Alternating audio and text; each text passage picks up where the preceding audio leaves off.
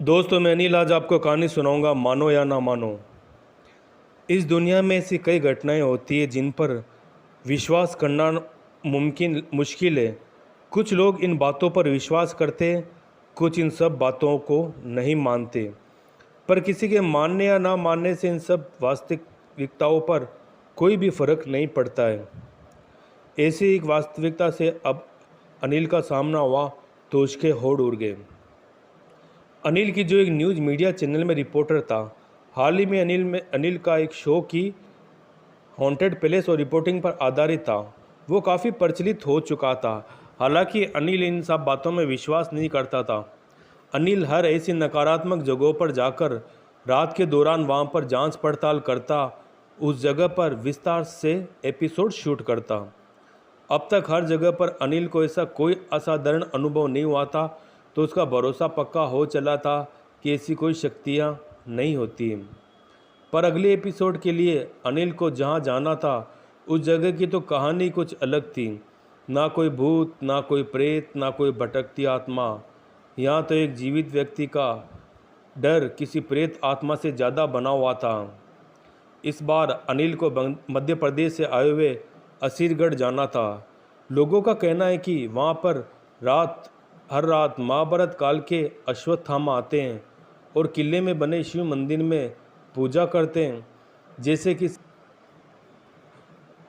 ही अनिल ने अपना पिकअप सामान समेटा, अनिल ने सारा सामान के साथ अपनी टीम को रवाना कर दिया।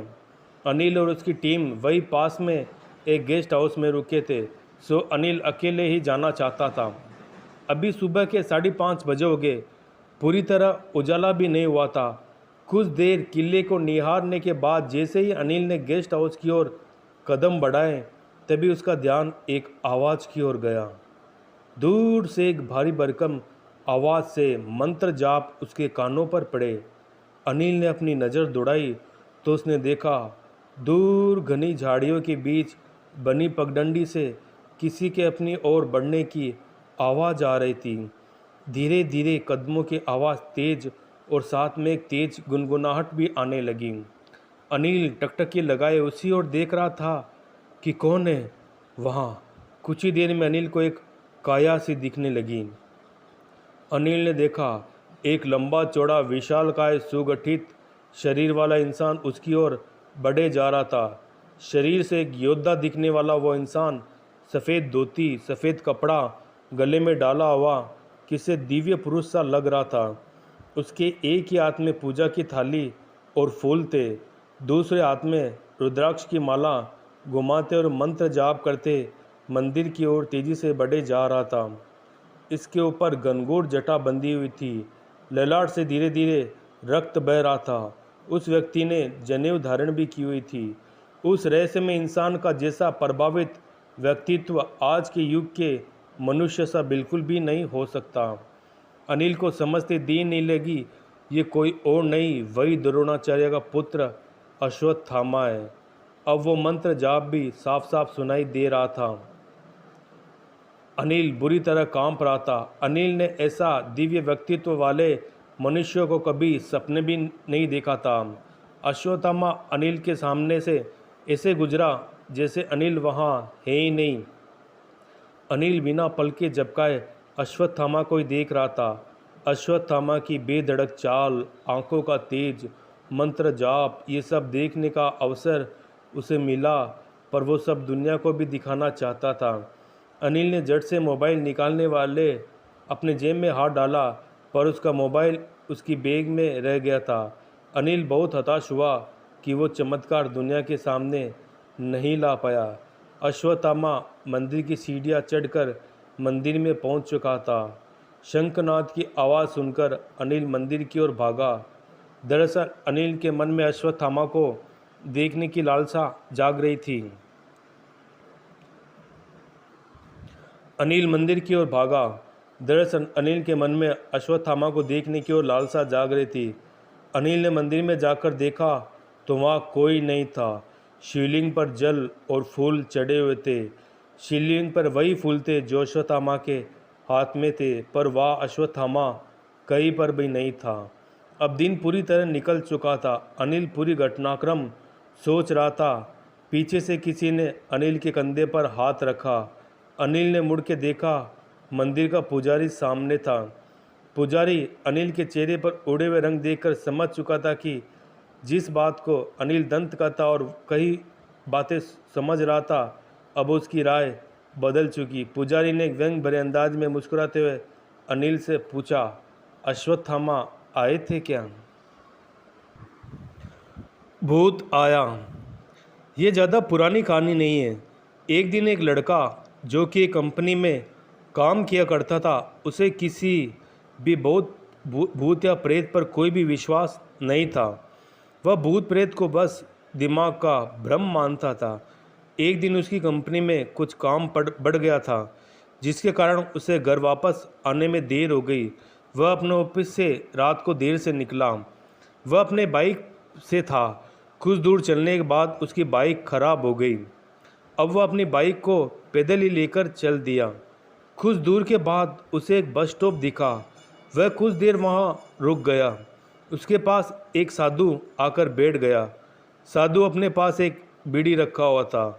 वह अजीब तरीके से उसे पी रहा था। उस लड़के की एक आदत थी, वह किसी से भी बात शुरू कर देता था। यह बात साधु से भी बात करने लगा। बात ही बाद में उस लड़के ने कहा, बाबा जी, मैं किसी भी भूत प्रेत को नहीं मानता हूँ, ये सब झूठी बातें हैं। साधु ने कहा, तुम भले ही भूत प्रेत को मानो या ना मानो, लेकिन तुम ये ना कहो कि भूत प्रेत नहीं होते हैं, बल्कि ये सब कुछ होते हैं। इस पर उस लड़के को थोड़ी सी हंसी आ गई। उसने कहा, भूत होते हैं तो हमें दिखते क्यों नहीं? क्या मुझे कोई भूत दिखा सकते हैं? साधु को लग गया कि अब इसे जरूरी भूत दिखाना ही होगा। साधु ने लड़के को शमशान घाट की ओर चलने को कहा। फिर क्या था, वो दोनों चल दिए।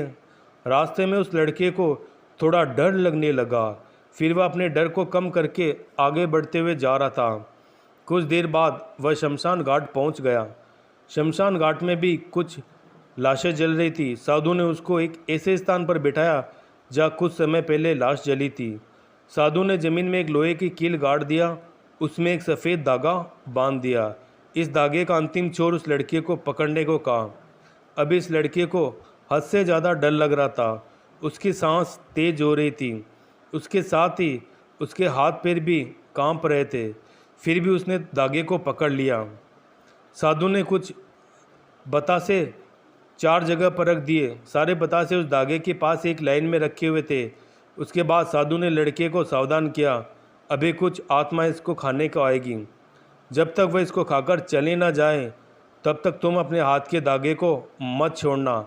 यदि तुम ऐसा करते हो तो तुम्हें नुकसान पहुंच सकता है। साधु ने मंत्र पढ़ना शुरू कर दिया। मंत्र पढ़ने के बाद साधु ने इस लड़के को आंख बंद करने को कहा। फिर कुछ देर बाद आंख खोलने को कहा। उस लड़के ने आंख खोला तो जो वो देख रहा था उसके ऊपर उसे विश्वास नहीं हो रहा था। वास्तव में वहाँ पर 4 आत्माएं थी जो कि बताशे खा रही थी। अब वह साधु वहाँ नहीं था।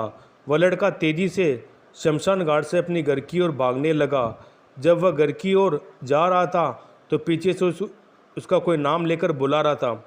उसके पीछे से कई तरह की आवाज़ें आ रही थी। इस लड़के ने पीछे मुड़कर नहीं देखा। अपने घर जाने के बाद उसने सब कुछ अपने माता पिता को बताया। फिर वह अपने कमरे में सो गया। अगले दिन उसकी आंख उसी शमशान घाट में खुली, उसी उस स्थान पर जहाँ उसने आत्मा को देखा था। उसके बाद वह दिमागी तौर पर बीमार रहने लगा। डरावना किला। ये एक सच्ची घटना है जो एक व्यक्ति राहुल के साथ 2006 में घटित हुई। राहुल फिल्मों में फोटोग्राफी का काम करता था। उसे मुंबई में बने एक किले में जानकारी के लिए जाना था। उसमें एक फ़िल्म की शूटिंग होनी थी। वह किला आम नागरिकों के लिए शाम 6 बजे बंद हो जाता था। उसके बाद उसमें जाने के लिए परमिशन थी।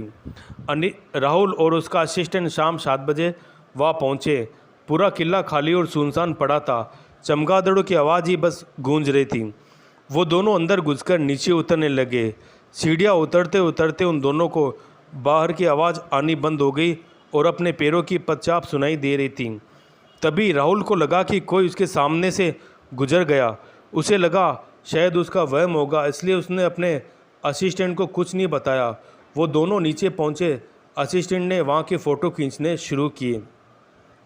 तभी उसको लगा कि उसके सामने कोई परछाई है। वो दूसरी जगह का फ़ोटो लेने लगा। तभी उसको एक भूतनी जैसी दिखाई दी।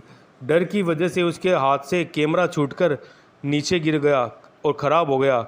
उसने यह बात राहुल को बताई। तब उन्होंने जल्दी से फ़ोन में 2-4 फ़ोटो लेकर वहाँ से निकलना ही अच्छा समझा। राहुल फ़ोटो अपने फ़ोन में लेने लगा। तभी उसने देखा कि एक चुड़ैल सीढ़ियों से अपने हाथों के सहारे नीचे उतरकर आ रही है। वो वही जम गया। तब उसके असिस्टेंट ने जल्दी से उसको पकड़कर बाहर की तरफ दौड़ लगाई। वह दोनों पूरी रात इस घटना की वजह से सो नहीं पाए। कुछ दूसरे दिन राहुल ने जब यह बात अपनी फिल्म की टीम और क्रू को सुनाई, किसी ने इस बात पर भरोसा नहीं किया। जब किसी और फोटोग्राफर को वहाँ भेजा गया, उसके साथ ऐसा कुछ नहीं हुआ। इस जगह तभी से हॉन्टेड मानी जाती है।